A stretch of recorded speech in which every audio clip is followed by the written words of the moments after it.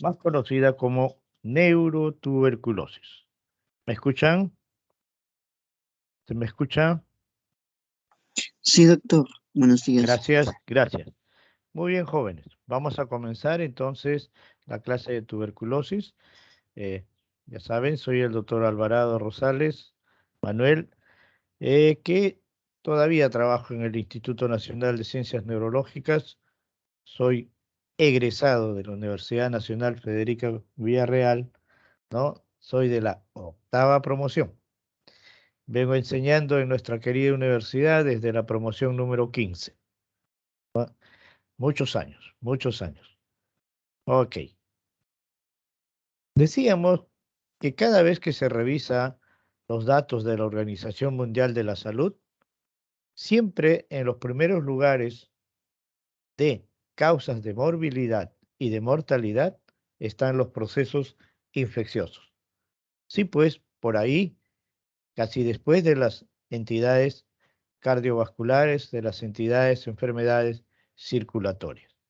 Y dentro de ellas, decíamos, están las enfermedades virales, las enfermedades micóticas, las enfermedades parasitarias y las enfermedades no tales como las bacterianas, agudas, subagudas y crónicas. Y dentro de ellas, pues, está la tuberculosis. La tuberculosis es tan antigua como la humanidad. Fíjense, cuando uno revisa un poco de historia, ¿no?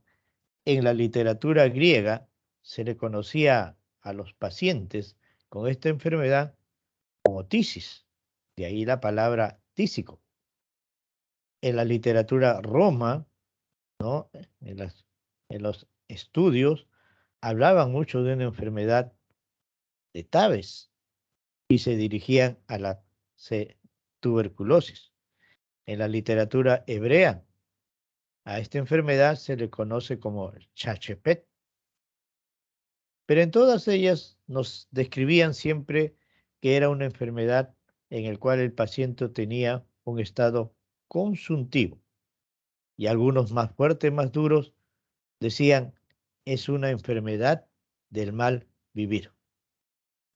Ya por ahí en 1700 se le nombró a esta enfermedad como plaga blanca, debido pues a la marcada palidez que tenían todos los pacientes que estaban pues infectados de tuberculosis. Más aún, cuando uno revisa la historia, ¿no? Se le daba más antes el origen mágico o de malos espíritus. Y en algún momento erróneamente se dijo que era una enfermedad hereditaria, pero fue Galeno, ¿no? El conocido Galeno, quien sugirió más bien que no era hereditaria, sino era la naturaleza de contagio. También con relación a los tratamientos, ¿no? Se daba pues tratamiento con rituales, sangrías, sanguijuelas, vomitivos, lavativas. Es decir, es interesante cuando uno revisa la historia de las enfermedades neurológicas y dentro de ellas cuando uno revisa la historia de la tuberculosis. También cuando se busca, ¿no? ¿Cómo fue que llegaron a encontrar la causa de la tuberculosis? Bueno, después de mucho trabajar, se focalizó a que era el complejo Mycobacterium la que producía la tuberculosis. Y dentro del grupo de Mycobacterium había muchos, más o menos 18, 19 formas de Mycobacterium. Dentro de ellos, los más conocidos o los más frecuentes, el Mycobacterium bovis, africanum, caneti y tuberculosis. Y entonces eran los más frecuentes y se pensaba que el primero que produjo esta enfermedad dentro del complejo de Mycobacterium era el Mycobacterium bovis. Sin embargo, gracias a los trabajos ahora, pues no, nuevos, de genética molecular, gracias a los trabajos de PCR, pues se ha encontrado pues que el más antiguo de los Mycobacterium que produjo esta enfermedad fue el Mycobacterium tuberculosis. Y hoy hay una conclusión, que se ha encontrado este Mycobacterium hace más de 3 millones de años en restos del continente africano. Entonces, esa es la razón por la cual se dice, ¿no? Es el Mycobacterium tuberculosis la que más antiguamente produjo esta enfermedad, gracias a la ayuda de la genética molecular. Pero también cuando uno revisa, ¿y cómo fue los primeros casos de tuberculosis en humanos? Sí, se describen en las momias egipcias. Cuando se revisa, se encuentra datos de tuberculosis en momias egipcias. En restos humanos en Suecia e Italia, cuando se examinó, cuando se estudió, se encontró que ya aquellos restos del periodo neolítico, ya habían algunos que tenían tuberculosis.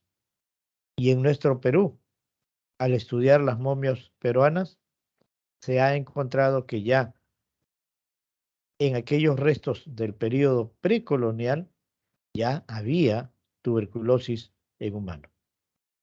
Es por eso que una de las conclusiones que hay con relación a esta enfermedad es que el primer caso de tuberculosis en humanos se produjo aproximadamente hace 9.000 años. Sí, pues, como vemos, la tuberculosis tiene mucho de historia.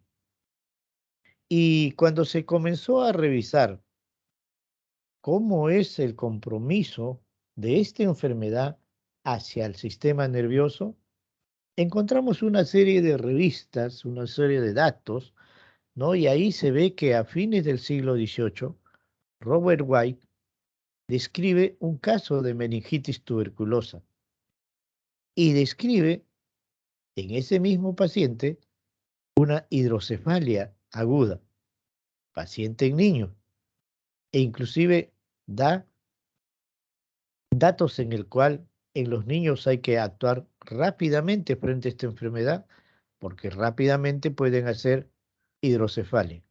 De ahí el término de hidrocefalia aguda en niños. En 1830 ya hay datos que hablan de el proceso inflamatorio del aracnoides basal del sistema nervioso. Es decir, hay un caso de aracnoiditis tuberculosa. En 1881 ya se habla de el compromiso de esta enfermedad hacia las arterias. Y entonces hay datos de arteritis asociado con meningitis tuberculosa. En 1891, Quink se anima a hacer estudio de líquido cefalorraquídeo y es el primero que habla y hace lo que se llama la punción lumbar. Con muchas dificultades, pero es el primero que se atreve a hacer estudio de líquido cefalorraquídeo a través de la punción lumbar. Y en 1933 se comienza ya a describir los focos de Rich-Arnold para otros autores, no que eran focos granulomatosos o de tuberculomas gaseosos. Es decir, hay mucho de revista, mucho de datos desde hace muchos años en el cual sí, pues esta enfermedad invadía el sistema nervioso central y el sistema nervioso periférico. Pero la historia de la tuberculosis tuvo un giro realmente importante el 24 de marzo de 1882, en el que un bacteriólogo alemán, Robert Koch, presenta sus estudios a la comunidad científica de Berlín y expresa haber identificado al agente causal de la tuberculosis, al que denominó bacilo tuberculoso.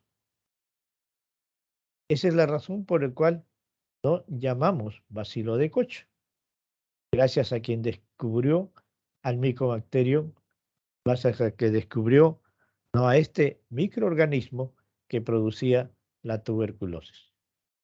Ya Robert Koch había descubierto la bacteria productora del anthrax, había hecho muchas revisiones del Vibrio cólera y pues en esta oportunidad presentó, como dijimos, a la comunidad científica de Berlín y desde ese entonces, el 24 de marzo de 1882, esa es la razón por la cual en esta fecha se celebra el 24 de marzo todos los años el Día de la Lucha Mundial contra la Tuberculosis, en honor a este evento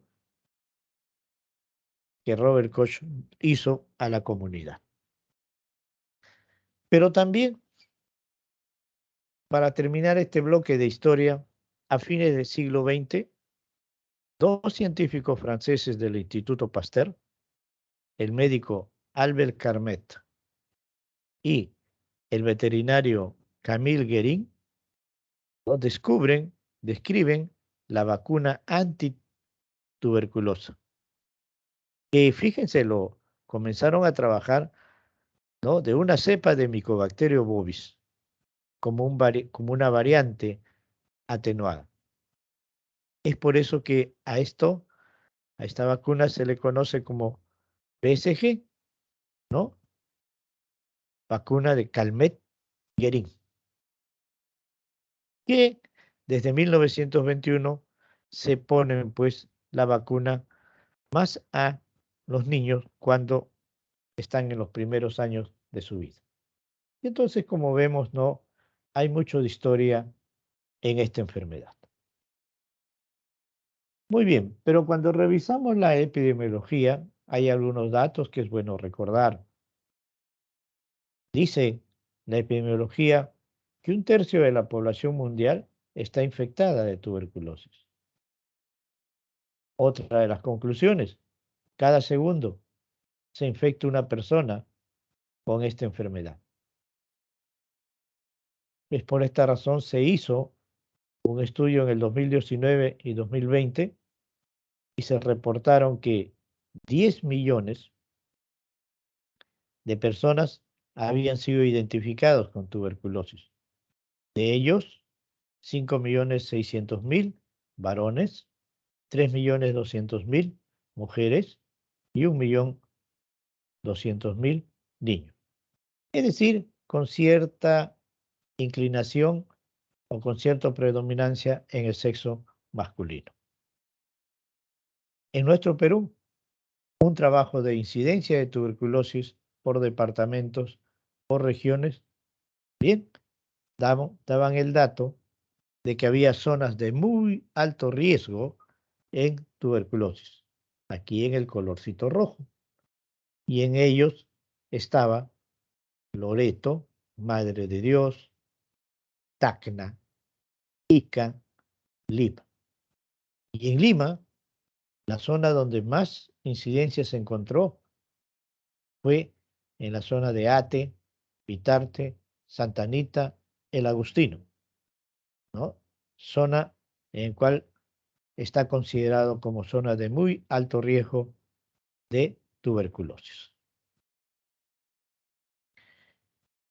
Y esa es la razón por la cual en el Perú y en el mundo se han trazado metas al 2030.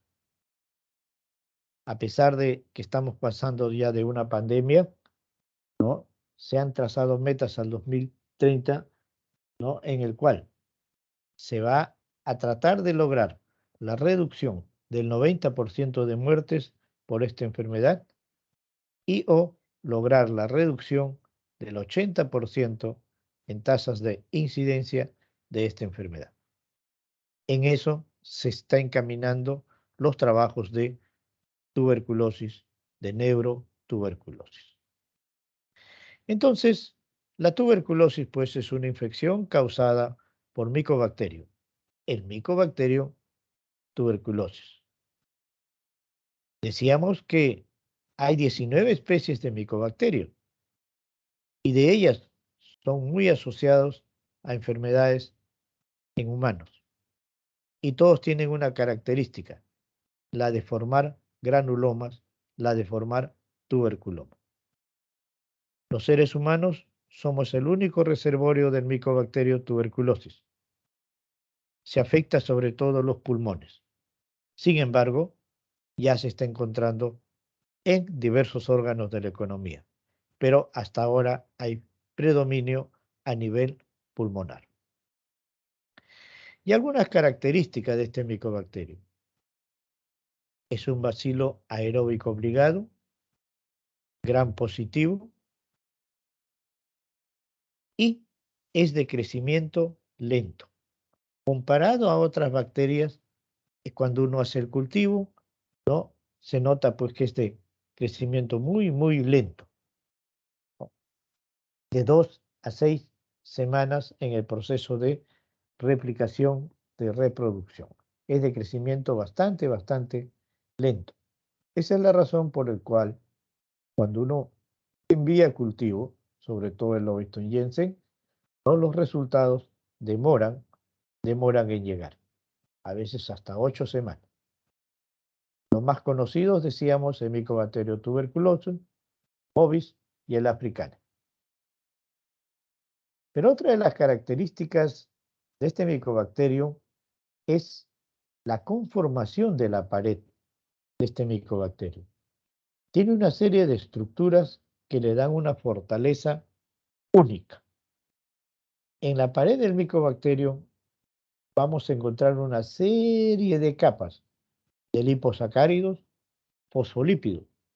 Dentro de ellos, los más importantes, el peptidoglicán, el arabinogalactán y los micolatos, que en realidad, pues, van a conformar una barrera enorme para el ingreso de los fármacos. Por eso es que se sigue trabajando duro, ¿no? Cómo poder actuar sobre la pared de este micobacterio que, como vemos, es bastante, bastante férreo. Y si revisamos los factores de riesgo que hay en esta enfermedad, pues se describen algunos. La inmunodeficiencia, el HIV, la malignidad hematológica y retículo endotelial, la terapia inmunodepresiva, la malnutrición, la falla crónica renal, el abuso de drogas y alcohol, dentro de los que se menciona como factores de riesgo. Pero también, no solo por estos factores de riesgo, sino hay una conclusión en quienes trabajan en tuberculosis. Y nos dicen que en los últimos años la tuberculosis se ha incrementado en las zonas epidémicas como no epidémicas. Es decir, en los países industrializados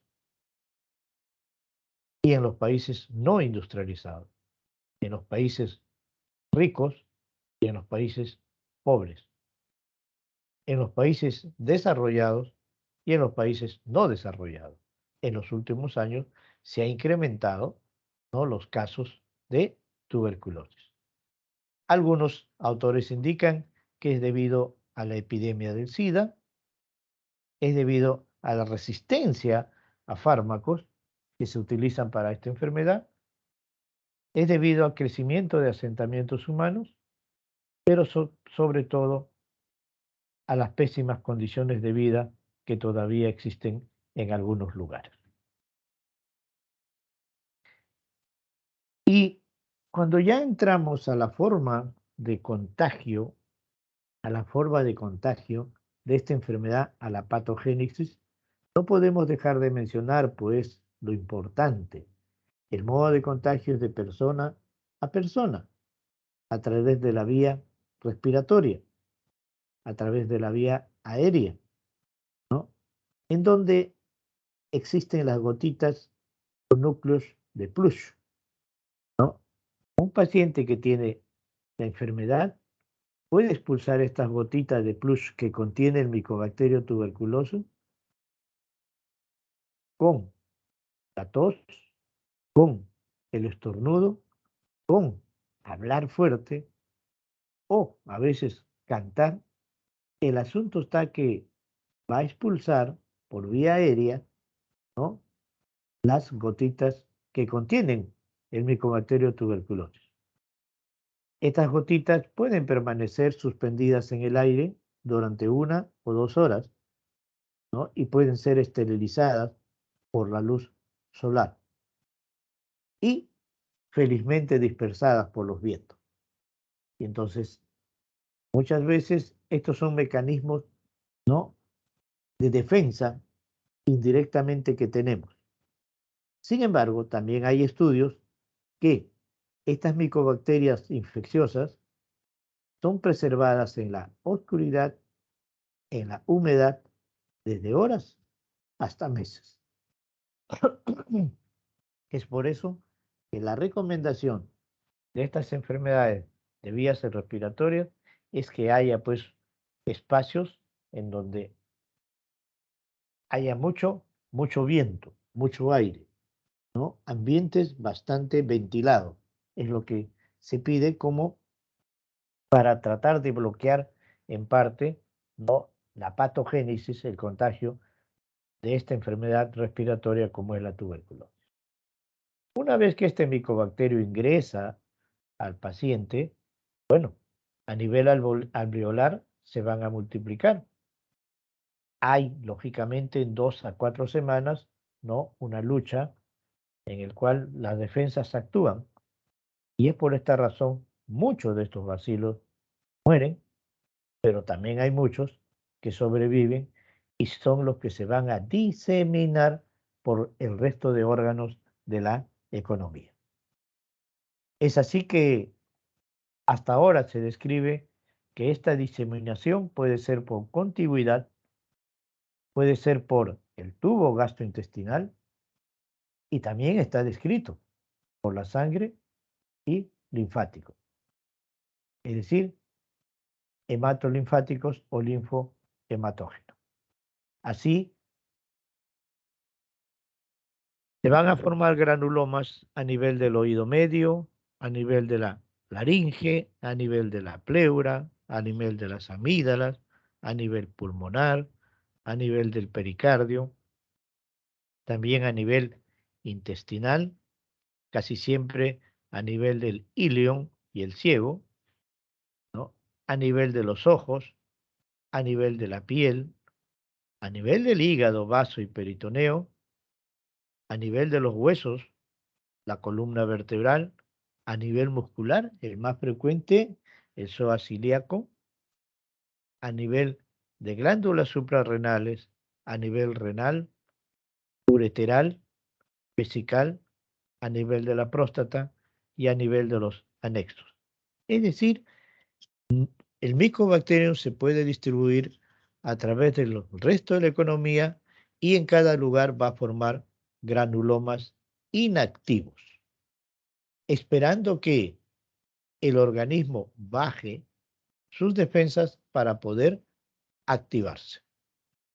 Es por esta razón por el cual decimos pues que la tuberculosis sí, frecuentemente, con más frecuencia, está en el pulmón, pero no deja de estar presente en el resto de órganos de la economía, como hemos visto en esta lámina. Una vez que se han formado los granulomas o tuberculomas, a veces nos preguntan cuál es la descripción histológica de un granuloma. En realidad se describe como una zona de centro necrótico rodeado de células mononucleares. O al revés, son células mononucleares alrededor de un centro necrótico. Y este centro necrótico tiene un color blanquecino nacarado, ¿no?, al cual se denomina cation porque tiene un parecido al queso. Y entonces, la descripción histológica del tuberculoma o del granuloma tuberculoso es células mononucleares alrededor de un centro necrótico del calcio. Y puede estar ubicado tanto a nivel pulmonar como extrapulmonar. Acá una lámina para ver un foco de Rich o foco de Rich Arnold, un granuloma que hemos sacado del museo del Instituto de Ciencias Neurológicas, no como para observar cómo es, ¿no?, el nódulo de granuloma tuberculoso en ampliación. Algunos autores dicen el inicio de la metástasis de la tuberculosis.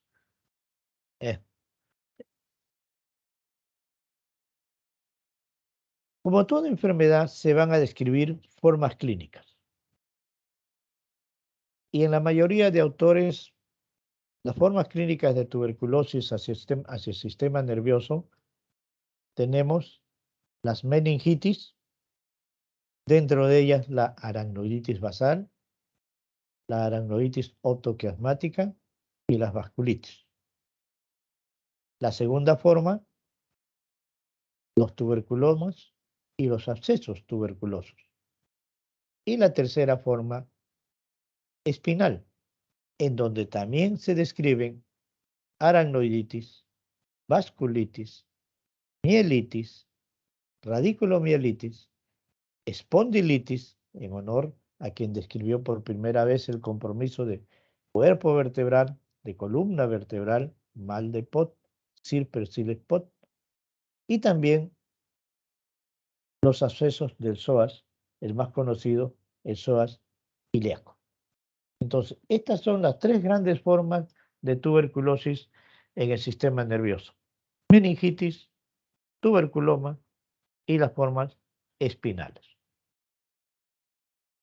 Sí, pues si revisamos un poquito de el cuadro clínico, la mayoría de pacientes van a tener un periodo prodrómico de 2 a 4 semanas, en donde hay pues malestar general, donde hay fatiga, decaimiento, dolores musculares, fiebre, y se lo observa con un proceso de infección de vías respiratorias altas. Pero ya comienza a llamar la atención cuando la fiebre ya es bastante continua de muchos días, cuando hay procesos de irritabilidad o procesos de letargo persistente en los pacientes. En adultos mayormente se describe, como hemos dicho, fiebre, cefalea, vómitos, alteraciones del estado mental y anorexia, falta de apetito. Hay en algunos compromisos de nervios craneales, sexto, el tercero, cuarto, el octavo, a veces bilateral. El 15% de pacientes está descrito que puede debutar con una crisis convulsiva, con una convulsión. Y cuando se hace el fondo de ojo, podemos encontrarnos con los tubérculos coroideos o edema de papila, sobre todo en aquellos pacientes que tienen tuberculosis miliar.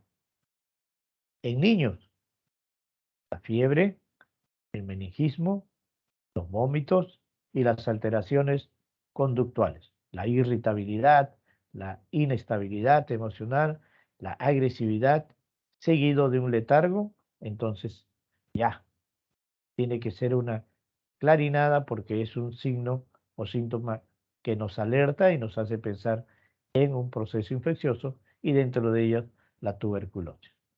Ocasionalmente dolor abdominal, estreñimiento. Pero fíjense, ya Robert White en el siglo XVIII nos decía, en niños hay que actuar rápido, porque inmediatamente, rápidamente, hacen hidrocefalia. Y él describió la hidrocefalia aguda, o sea, a los pocos días. Y es esto los cuadros, ¿no? El cuadro clínico que podemos tener en la mayoría de nuestros pacientes. Sin embargo, en los cuadros de meningitis, ¿no? Hay algo que no podemos dejar de mencionar: la presencia del síndrome meningio, la presencia de la irritación meningia, es decir, la presencia de los signos meningios. Y dentro de ellas, la rigidez de nuca dolorosa, el signo de Kernick y el signo de Brudzinski. Dentro de ellos, el más importante, la rigidez de nuca dolorosa. La rigidez de nuca dolorosa. Cuando el tuberculoma, que ha estado ubicado a nivel de las meninges, se rompe, ¿no?, se va a eliminar una sustancia hacia el espacio subaracnoideo, un exudado que va a ubicar los espacios subaracnoideos. Y rápidamente este exudado va a caer hacia las partes basales del cerebro, a la base del cerebro. Y entonces va a inflamar la aracnoides basal, dando lo que se llama la aracnoiditis basal. Pero como al ladito de la parte basal está el quiasma óptico, entonces también va a haber una inflamación del quiasma óptico, dando lo que se llama la aracnoiditis optoquiasmática. También este proceso inflamatorio puede invadir los plexos coroideos, pero lo más notorio es la aracnoiditis basal y la aracnoiditis optoquiasmática en un cuadro de meningitis. ¿Por qué? Porque la aracnoiditis basal va a impedir el libre paso del líquido cefalorraquídeo, provocando lo que se llama la hidrocefalia. Que muchas veces puede ser de evolución rápida. Y cuando compromete el quiasma óptico, dando aracnoiditis optoquiasmática, va a provocar compromiso de nervios craneales, sobre todo compromiso de la visión de nuestro paciente.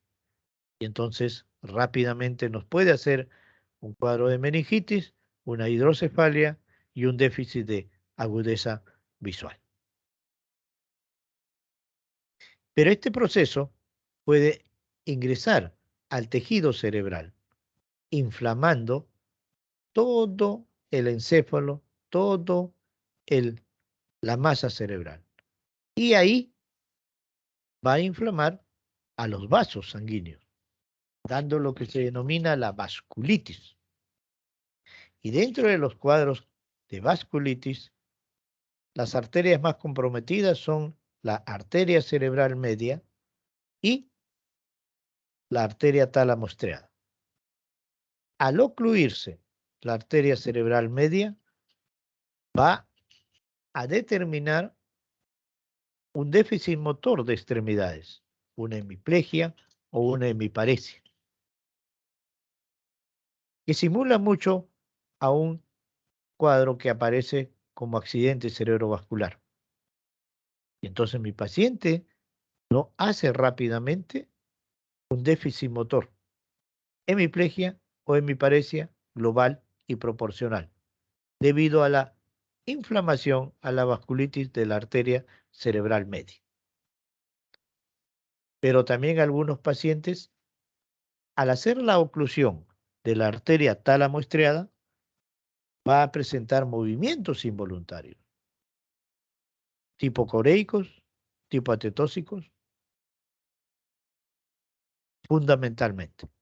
¿Por qué? No olvidemos que tálamo estriada va a irrigar los ganglios basales.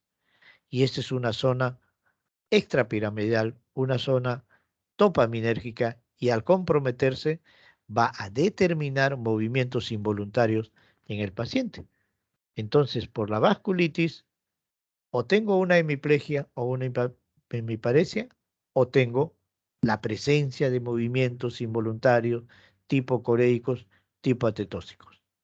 Recordemos que por semiología, que los movimientos coreicos van a determinar una facies gesticulante van a determinar movimientos de brazos, de piernas, bruscos, violentos, que desplazan segmentos y que muchas veces cuando está de pie, pues baila, salta, brinca.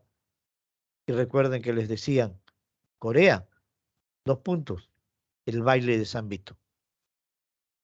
Y entonces, nuestro paciente, por el compromiso de la arteria tálamo estriada, por la vasculitis de la arteria tálamo estriada, va a presentar este tipo de movimientos involuntarios.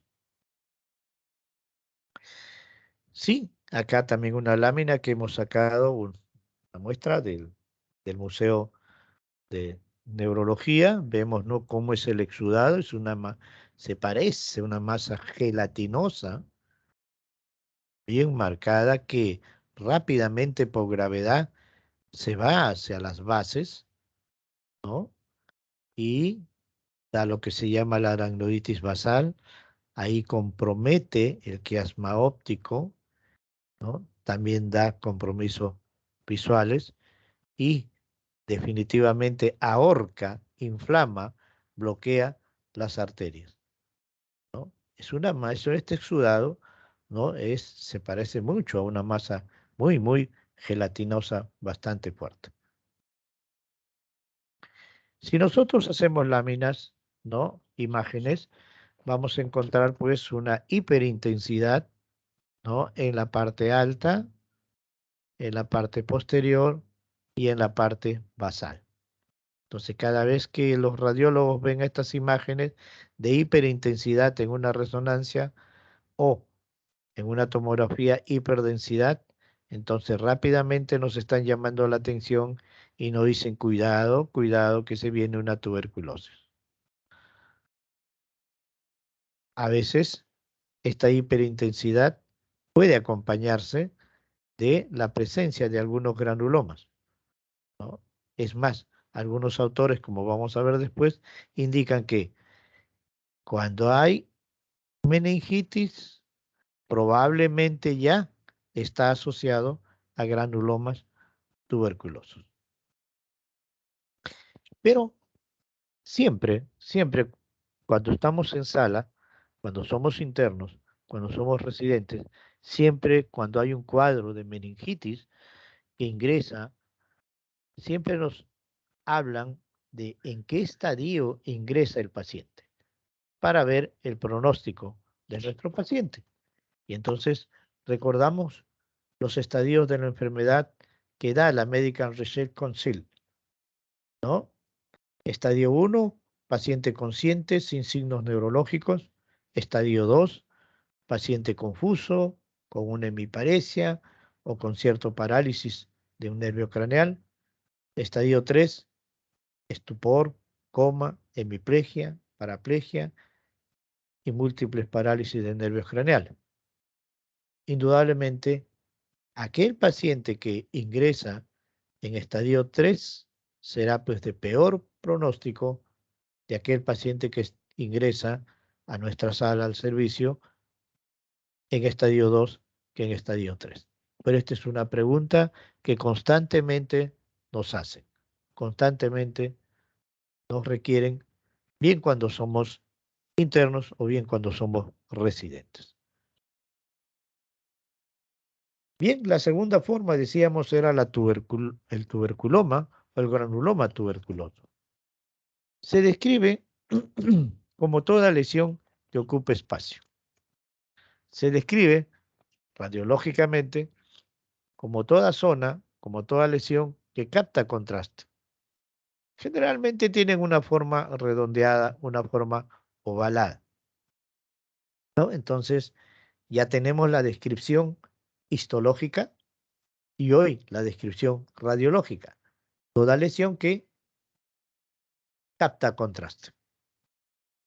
En los niños mayormente es infratentorial, en los adultos mayormente es supratentorial. Fíjense, y ahí está. En el 10% pueden coexistir con la meningitis y el 30% son múltiples. Ajá, es decir, puedo encontrarme con uno, con dos granulomas, pero puede haber más de 5, 6, 10 granulomas en un mismo paciente, granulomas múltiples. Y como es nuestra enfermedad, la tuberculosa, ¿no? Su curso es subaguda o crónica, es decir, duran semanas o meses. Cuando hacemos nosotros las imágenes, vamos a encontrar así una zona, ¿no? Que capta contraste, una zona de hiperintensidad que capta contraste. Pero casi siempre va a estar rodeada de una zona de hipointensidad que va a corresponder al edema perilesional. Aquí ya vemos el cambiar de forma. Acá vemos al granuloma rodeado de una amplia zona de edema. Esa es la ventaja de una resonancia que uno puede estar haciendo tomas en T1, tomas en T2, y la mayoría de ellos, pues, de granulomas tienen las formas en anillo, ¿no? Acá, por ejemplo, un granuloma, miren con forma en anillo, ¿no? A veces hay varias, aquí vemos uno en cerebelo, aquí vemos otro en centro, en tronco cerebral, bulbo protuberancial, miren, miren, es decir, pueden haber varios, en un paciente que tiene ya su reacción meningia, en un paciente que tiene su hiperintensidad, que nos habla de probablemente una meningitis asociado a granulomas. En algunas oportunidades nos encontramos con estas imágenes, una cantidad variada de granulomas, ¿no? Aquí en la parte basal, pero cuando el radiólogo encuentra esto en la parte basal del cerebro y encuentra múltiples granulomas, nos dice, cuidado con una tuberculosis, ¿no? Tiene unas imágenes en palomitas de maíz, imágenes en popcorn. Entonces, cada vez que los radiólogos, ¿no?, encuentran unas imágenes en popcorn, nos dicen, cuidado, que puede tratarse de tuberculosis. Entonces, atentos cuando veamos estas imágenes, ¿no? Cuando nos presenten estas imágenes. Primera posibilidad diagnóstica, ¿no? Que sea tuberculosis. Pero así como hay tuberculomas pequeños, ¿no? 1, 2 centímetros, ¿no? A veces 3 centímetros, hay a veces tuberculomas grandes, ¿no? Y que muchas veces pueden infectarse, pueden abscedarse. A esto se llama el absceso tuberculoso o la presencia de tuberculomas grandes. Y a veces van a desplazar la línea media de nuestro cerebro, dándonos, ¿no?, síndrome de hipertensión intracraneana. Entonces, miren, hay tuberculomas de pequeño tamaño, hay tuberculomas de mediano tamaño y hay tuberculomas grandes. Muchas veces pueden abscedarse, hacer el absceso tuberculoso. Y a nivel medular, porque la médula tampoco se escapa de ser comprometido por el sistema, por el micobacterio, vamos a tener pues que también, sí, a nivel de la médula se describen también aracnoiditis, subaracnoidea, vasculitis medular. Y aquí es donde tenemos que llamar la atención. No olvidemos que en la médula existe anatómicamente la arteria espinal anterior y la arteria espinal posterior. La arteria espinal anterior que irriga fundamentalmente los 2/3 anteriores de la médula y la arteria espinal posterior que irriga el tercio posterior de la médula. Con mucha frecuencia la tuberculosis se ubica, compromete la arteria espinal anterior. Con mayor frecuencia la tuberculosis invade la parte anterior de la médula. Y curiosamente, en los estudios que se están haciendo últimamente, la parte posterior de la médula, es decir, la arteria espinal posterior, es más invadida por el VIH. Por eso que hay algunos autores que dicen cómo estas dos entidades fuertes, estas dos entidades letales, como tuberculosis y VIH, se han dado límites, ¿no? TB, predominio anterior. VIH, predominio posterior de la médula. Es una observación muy interesante, ¿no? A nivel medular de estas dos enfermedades. Pero también va a haber cuadros en el cual se va a comprometer el cuerpo vertebral, ¿no? El cuerpo vertebral, como todos recordamos, a Pott, a Percival Pott, quien hizo pues sus observaciones de compromiso del cuerpo vertebral, sobre todo a nivel dorsal. Fue el primero que describió la jiba pótica, fue el primero que describió la deformación de la columna dorsal por la tuberculosis. Ya con los años, sí, decimos que la tuberculosis, cuando compromete la columna vertebral, con más predominio lo hace a nivel dorsal, pero también estamos encontrando a nivel cervical y a nivel lumbosacro, a nivel lumbosacro. Y este cuadro inflamatorio, la tuberculosis, va a comprometer ligamento longitudinal anterior y la ligamento longitudinal posterior, y rápidamente va a llegar al músculo psoas ilíaco, que es el músculo que más se compromete a nivel cuando compromete la columna vertebral, ¿no? Y es bien frecuente encontrar los abscesos del psoas ilíaco. Es muy frecuente encontrar los abscesos del psoas ilíaco. Entonces, hay un compromiso no solo de la médula, de los vasos medulares, de las meninges que rodean la médula, sino también del cuerpo vertebral, dando el mal de Pott, y de los músculos, fundamentalmente el psoas ilíaco.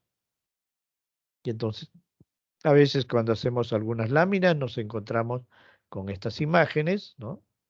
Compromiso de cuerpo vertebral, a veces el exudado puede presionar la médula dependiendo del nivel donde esté comprometido. En los cuadros de meningitis muchas veces y también en los otros cuadros hemos hecho estudio del líquido cefalorraquídeo. Hay que recordar lo siguiente en tuberculosis. No es patonomónico, pero es frecuente. Hay que recordar, el líquido cefalorraquídeo en tuberculosis va a determinar aumento de proteínas y baja de glucosa. Entonces, hiperproteinorraquia, hipoglucorraquia, con un aumento de células a predominio linfocítico. Eso es característico, no patonomónico, pero con frecuencia se encuentra esas características en líquido cefalorraquídeo. Y hay que tenerlo presente. También mucho utilizamos el ADA, ¿no? Adenosíndeaminasa, como una prueba para diagnóstico de tuberculosis. Últimamente se utiliza más que todo como ayuda diagnóstica, pero sobre todo para ayuda de seguimiento del tratamiento, porque se ha encontrado que adenosíndeaminasa puede estar positivo en otras enfermedades. Y recordemos que también mandamos el cultivo del Lowenstein-Janssen, pero tenemos que recordar que el cultivo de Lowenstein-Janssen no demora y que el resultado no llega en 4, 6 u 8 semanas. No porque el laboratorio sea de morón, eso hay que tener cuidado, jóvenes, sino que aquí hay que recordar que esa es la característica del micobacterio cuando se le cultiva. Es de crecimiento lento. es de crecimiento lento. Pero cuando llegó, ¿no?, la aplicación de modernas técnicas en genética molecular, ¿no?, la reacción en cadena de polimerasa, ¿no?, en donde se hace la secuenciación del genoma del micobacterio, bueno, llegó a, a solidificar, a hacer sólido el diagnóstico. Y hoy por hoy el gol estándar para el diagnóstico de tuberculosis es el PCR, ¿no? Y como vemos, pues tiene una alta especificidad y una alta sensibilidad, ¿no? Cada vez que podemos hacer estudio de líquido cefalorraquídeo, mandamos una muestra para PCR, ¿no? También podemos hacerlo en esputo, a veces lo hacemos en líquido pleural, ¿no? Y realmente esta es una prueba que nos ayuda mucho, mucho, ¿no?, al diagnóstico de tuberculosis. Porque como decíamos, ¿no?, genética molecular, secuenciación del genoma del micobacterio. Pero hay un detalle, recuerden, nos va a servir como diagnóstico. Nos va a decir, sí, aquí está el micobacterio. Entonces, sí, diagnóstico de tuberculosis. Pero no nos dice si el micobacterio está activo, vivo, o está inactivo o muerto. Entonces nos sirve mucho para diagnóstico, pero no nos sirve mucho para el seguimiento del tratamiento de la enfermedad, porque el micobacterio va a estar ahí, va a estar ahí. Ese es en este momento que estriba pues mucho el seguimiento del tratamiento de la tuberculosis.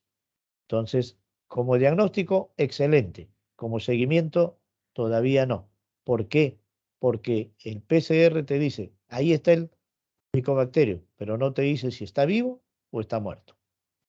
Mucho cuidado con esa pregunta, jóvenes. Mucho cuidado, no solo para ahora, sino para cuando sean internos y sobre todo cuando vayan al examen de residentado médico. Y bueno, el tratamiento, sí, pues mucho se buscó el tratamiento y antes del siglo XX el pronóstico era malo. Y en 1940 llega la streptomicina. En 1950 la isoniazida mejora el tratamiento de la tuberculosis.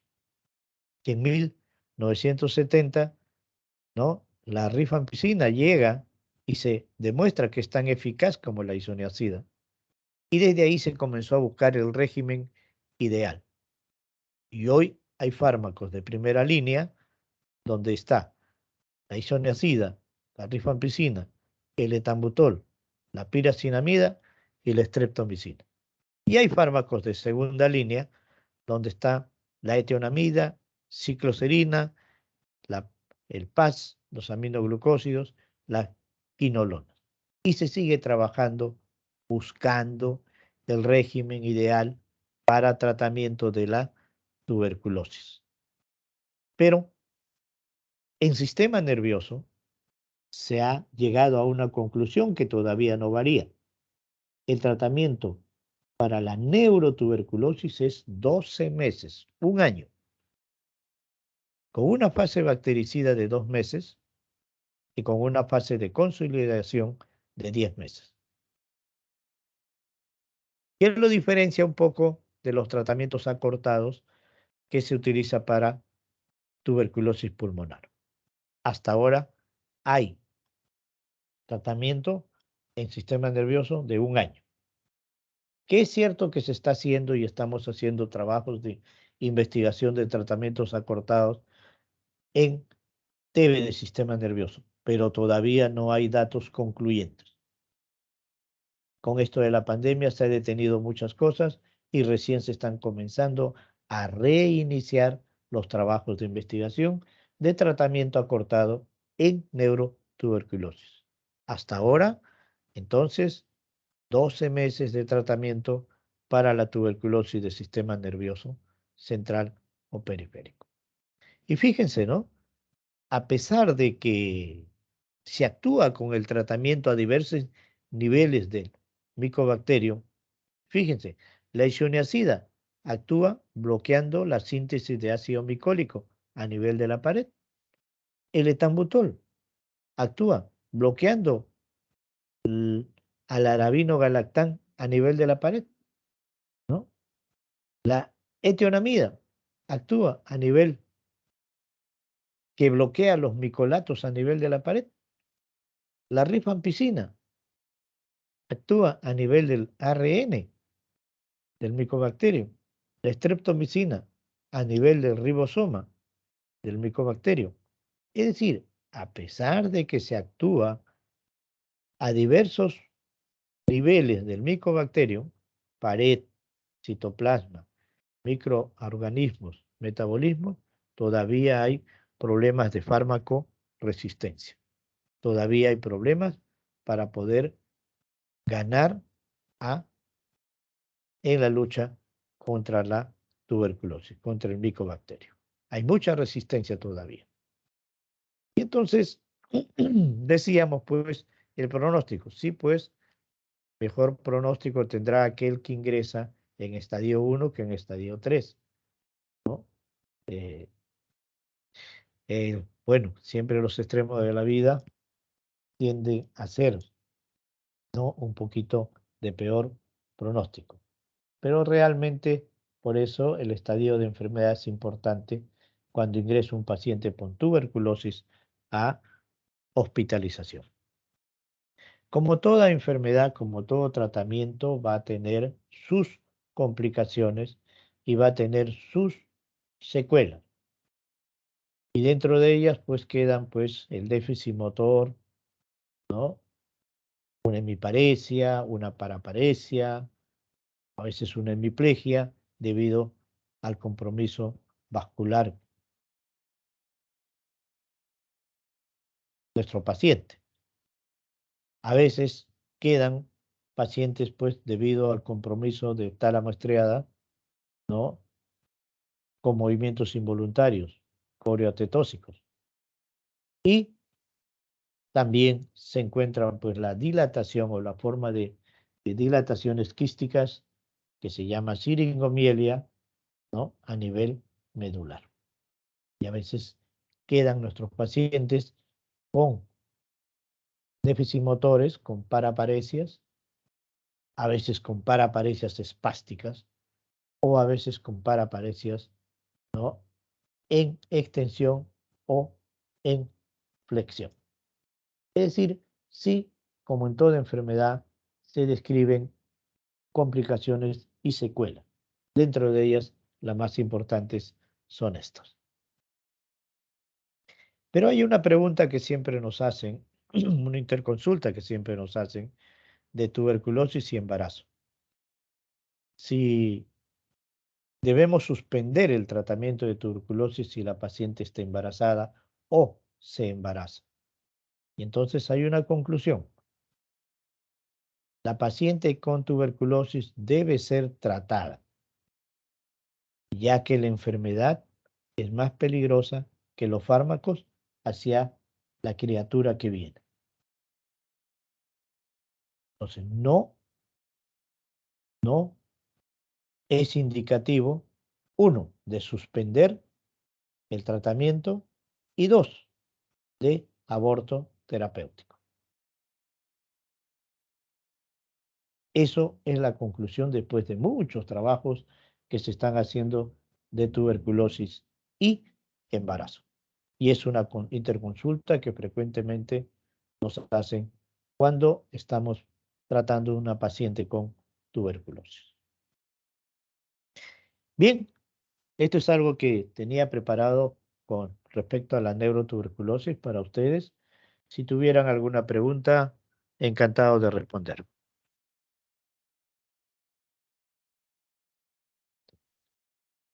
Está bien. Muy bien, creo que hemos terminado en el tiempo indicado, son las 9:01. Muy bien, jóvenes. Ok, creo que ya va comenzando poco a poco la presencialidad y entonces ya nos encontraremos en nuestra sala San Vicente del Instituto Nacional de Ciencias Neurológicas. Muchas gracias, muchas gracias, muchas gracias, jóvenes. Hasta luego. Gracias, doctor. Usted. Gracias, doctor. Muchas gracias.